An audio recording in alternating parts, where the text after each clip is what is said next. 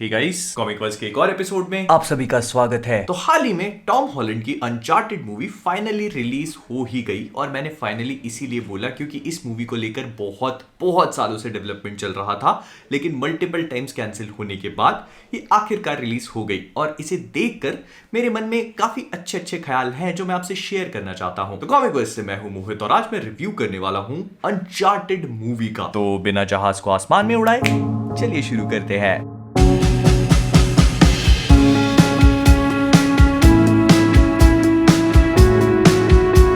Uncharted से ना मेरा बचपन से बहुत ही गहरा नाता जुड़ा हुआ है। अगर आप लोग को नहीं पता तो अनचार्टेड को लेकर थोड़ा सा बैकग्राउंड दे देता हूं।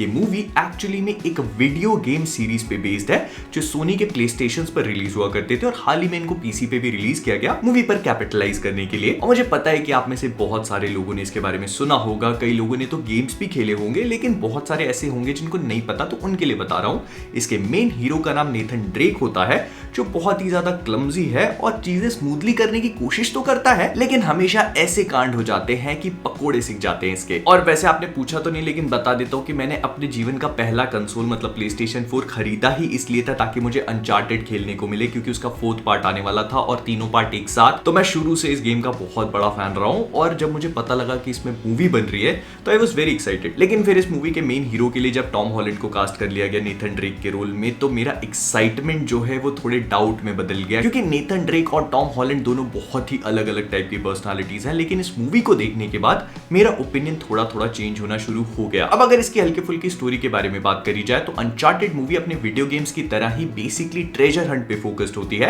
मतलब ये एक्शन एडवेंचर वाले फंडे को फॉलो करके चलती है एंड यही सेम चीज हमें इस मूवी में भी देखने को मिली। टॉम हॉलैंड का नेथन ड्रेक एक बारटेंडर होता है जिसके पास मार्क वॉल्बर का विक्टर सुलिवन अचानक ही एक दिन आता है और उससे एक ट्रेजर हंट को लेकर बात करता है। अब क्योंकि नेथन के अंदर बचपन से ही ट्रेजर हंट को लेकर एक कीड़ा होता है और वो चीज उसके भाई के साथ भी कनेक्ट होने लगती है, तो इसीलिए जहां पर इमोशन आते हैं तो हमारे नेट भैया इन्वॉल्व हो जाते हैं और यहां से शुरुआत होती है एक एपिक ट्रेजर हंट की, जो दुनिया जमाने में घुमाने के बाद एक बहुत ही बेहतरीन कंक्लूजन पे आता है। अब अनचार्टेड के जो वीडियो गेम्स होते हैं वो बहुत ही ज्यादा बेहतरीन एक्शन सीक्वेंसेस के लिए फेमस है, जो एक ही साथ होती हैं और एक के बाद एक आपके ऊपर ऐसे ऐसे मोमेंट्स ड्रॉप करती हैं जिसके लिए आप तैयार नहीं हो। एंड मुझे लग रहा था कि कहीं मूवी इस चीज में फेल ना हो जाए, but I am happy to say कि मूवी इस वाली चीज पर भी बहुत ही बढ़िया तरीके से डिलीवर करती है। मूवी में बहुत बेहतरीन एपिक लेवल की एक्शन सीक्वेंसेस हैं, स्पेशली एक प्लेन वाली है जो अनचार्टेड के 3rd पार्ट ड्रेक्स डिसेप्शन में आती है, उसको बहुत ही बढ़िया तरीके से एग्जीक्यूट किया गया है। मुझे पता है कि अगर आप सोचोगे भाई फिजिक्स की तो इसमें एकदम मदर सिस्टर एक कर दिए, तो देखो पिक्चर है, वीडियो गेम है, ऐसे ही मिलेगा। लेकिन मैं आपसे ये नहीं बोलूंगा कि अनचार्टेड को देखकर आपको बहुत ही ज्यादा मजा आ जाएगा। हाँ, ये एक अच्छी मूवी है जो अपने एक्शन और अपने पेस को पकड़ने में थोड़ा सा टाइम लेती है। इनफैक्ट इसके बहुत सारे ऐसे मोमेंट्स हैं which are suppose to be exciting, पर इनको देखकर आप इतना एक्साइटेड फील नहीं करते हो। और आगे जाकर जब ये मूवी एक्चुअली में अपना पेस पकड़ना शुरू करती है तब आपको मजा आना शुरू होता है, जो क्लाइमैक्स वाले सीन्स में है। लेकिन क्रेडिट वेयर ड्यू, इसके क्लाइमैक्स के सीन्स बहुत ही ज्यादा धांसू हैं, बहुत ही ज्यादा एपिक लेवल की एक्शन सीक्वेंस बनाई गई है जो हम एक अनचार्टेड मूवी से एक्सपेक्ट भी करते हैं। But on the other hand आपको ये चीज भी दिमाग में रखनी पड़ेगी कि ये मूवी एक्चुअली में एक स्टैंड अलोन मूवी के फॉर्म में नहीं बनाई गई। इसको लेकर सोनी वाले एक लंबी चौड़ी सीरीज प्लान कर रहे हैं जिसका ये 1st पार्ट था। तो इसमें जो नेथन ड्रेक का कैरेक्टर है वो एक काफी कम एज से दिखाया गया है और जैसे जैसे मूवीज आगे बढ़ती जाएंगी वैसे वैसे नेथन का कैरेक्टर भी इवॉल्व होगा और वो अपनी गलतियों से सीखेगा, जो मुझे उम्मीद तो कम है क्योंकि वो वीडियो गेम्स में कभी नहीं सीखता। एंड इसी चीज का एक बहुत ही छोटा सा एग्जांपल है जो आई एम वेरी श्योर कि बहुत सारे लोगों ने इस मूवी में ऑब्जर्व किया होगा, और वो है गन फाइट्स। अनचार्टेड गेम अपनी गन सीक्वेंसेस के लिए बहुत ज्यादा फेमस है, जो खेलने में एकदम ऐसे एड्रेनलिन रश होता है। लेकिन इस मूवी में आपको गन सीक्वेंसेस देखने को नहीं मिलेंगी, स्पेशली नेथन के हाथों में तो आखिरी के 10 मिनट में गन पकड़ाई जाती है, विच इज टोटली अंडरस्टैंडेबल क्योंकि नेथन के कैरेक्टर को ये लोग इस मूवी में धीरे धीरे करके इवॉल्व करना चाह रहे थे। और इसी वजह से टॉम हॉलैंड का नेथन ड्रेक जितना हमें दिखाया जाना चाहिए उससे बहुत ज्यादा क्लमजी फील होता है। ये बात बहुत ही क्लियरली समझ में आती है कि अभी वो एमेच्योर है और चीजों को सीख रहा है। फॉर एग्जाम्पल, उसका कभी भी कोई भी काट के निकल जाता है। स्पीकिंग ऑफ विच, इस मूवी में काटने का इतना ज्यादा रोल है कि काटने को भी काटा गया इस पिक्चर में। अगर आप किसी की जान बचा रहे हो तो फिर वो आपका क्यों काटेगा ना, ऑब्वियसली।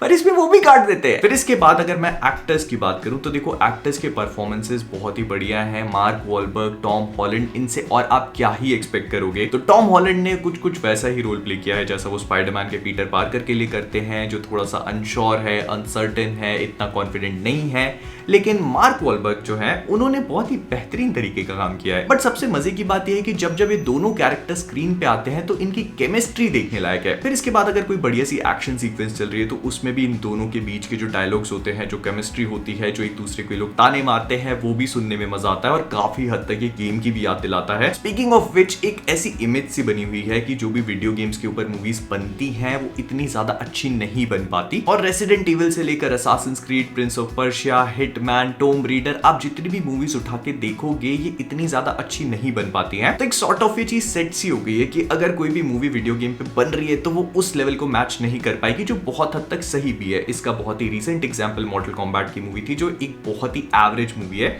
लेकिन इस ट्रेंड को थोड़ा बहुत चेंज भी किया है डिटेक्टिव पिकाचू और सोनिक एंड द हेडजॉग ने। एंड इन सम वे मुझे ऐसा लगता है कि अनचार्टेड भी इन्हीं दोनों मूवीज को फॉलो करती है। हाँ, ये बहुत ज्यादा एक्सीलेंट मूवी नहीं है, लेकिन इसे देखकर आपको मजा बहुत आएगा।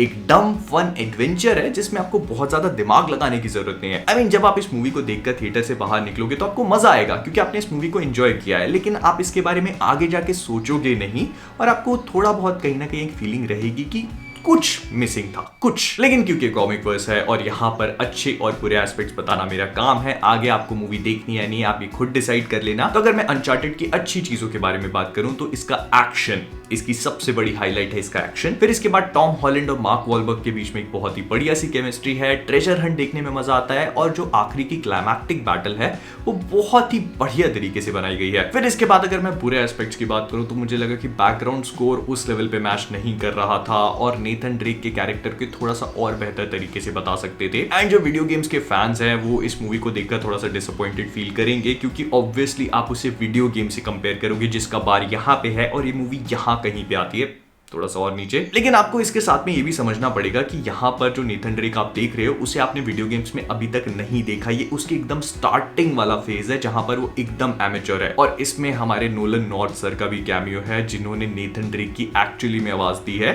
तो उसे देखकर भी बहुत मजा आया। लेकिन ये मेरा ओपिनियन था, आप मुझे कमेंट्स में बताना कि आपको क्या लगता है। आपके हिसाब से अनचार्टेड एक कैसी मूवी थी, अच्छी लगी, बुरी लगी, नहीं लगी, जो भी था कमेंट्स में बताओ। विद दैट बीइंग सेड हम लोग इस वीडियो को यहीं पे रैप अप करेंगे। अगर आपको वीडियो पसंद आया तो प्लीज इसको लाइक और शेयर करना मत भूलिएगा। फिर इसके बाद अगर कॉमिक बॉयज पे नए हैं तो नीचे वाला सब्सक्राइब बटन लाल रंग का दिख रहा होगा, टच करके करीब बनाओ। मेरी ये रिफ्लेक्टर टी शर्ट जिसपे अंधेरे में लाइट पड़ेगी तो टिमटिमाएगी। अगर आपको अच्छी लग रही है तो लिंक डिस्क्रिप्शन में मिल जाएगी। thecomicverse.com पे जाके शॉप अवे करना मत भूलना।